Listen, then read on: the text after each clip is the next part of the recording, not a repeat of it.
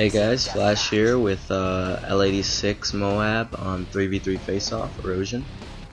Uh, well, today I kind of just want to go over the kind of things we'll be seeing in Black Ops 2, and not exactly what's already been confirmed and such, but more so what we'd like to see based off of the previous Call of Duties. And I'd say a major thing, of course, would be the guns and the attachments and the layout of the maps. Those are all, probably the most important aspects of the game, and of course kill streaks and other things like that. But basically what I want to talk about for right now are the weapons and attachments. Now, to me, weapons, I think that, well, Black Ops did do a pretty good job of keeping everything basically the same. All the guns were really balanced. If they were really good, they ended up having a lot of recoil. I mean, the FAMAS was incredibly overpowered at first, but Treyarch saw to it that they nerfed the FAMAS and the 74U and other guns that were incredibly overpowered. But Modern Warfare 3, they did nerf some guns and such, but at the same time, most guns are still very overpowered. There's very few that have too much recoil and render them as completely unusable and things like that. Modern Warfare 2, every gun was amazing. In my opinion, I could pick up any gun off the ground and get a nuke basically. It was very easy.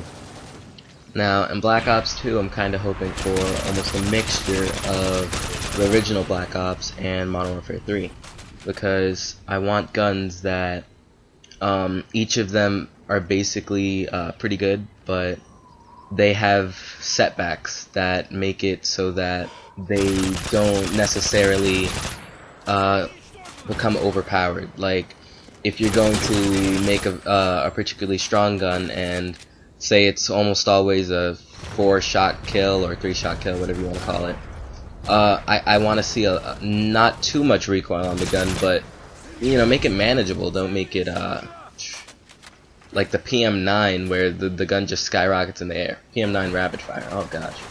But yeah, I want to see a gun that if it's very powerful, I want it to have recoil but still be manageable.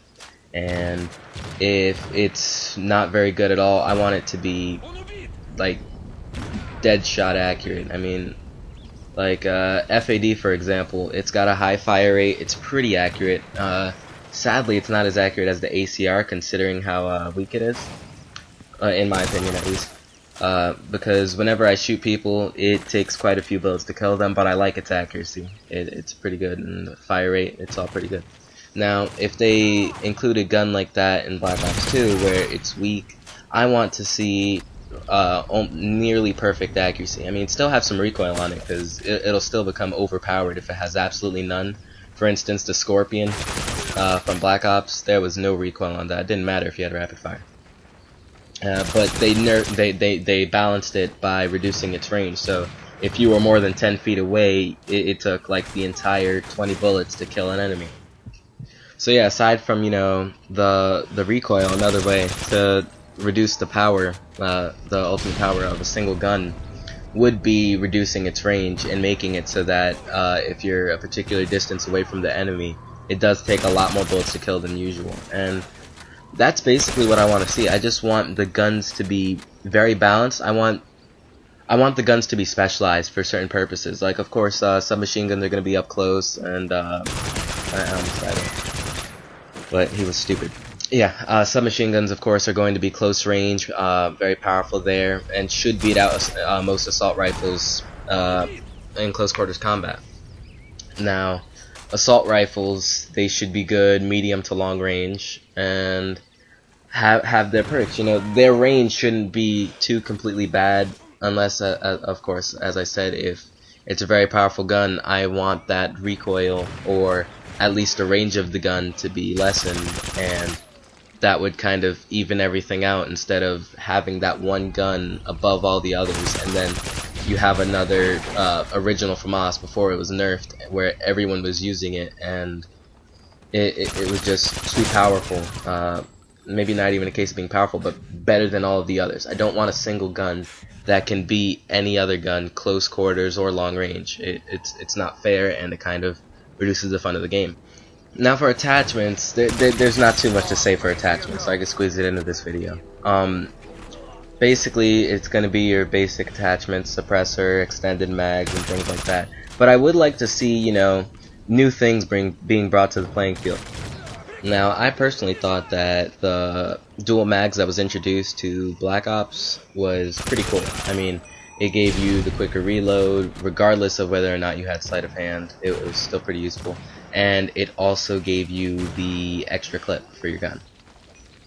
Another thing that Black Ops brought was the infrared sight, which was basically a new version of the thermal sight. Now, personally, I didn't like it as much.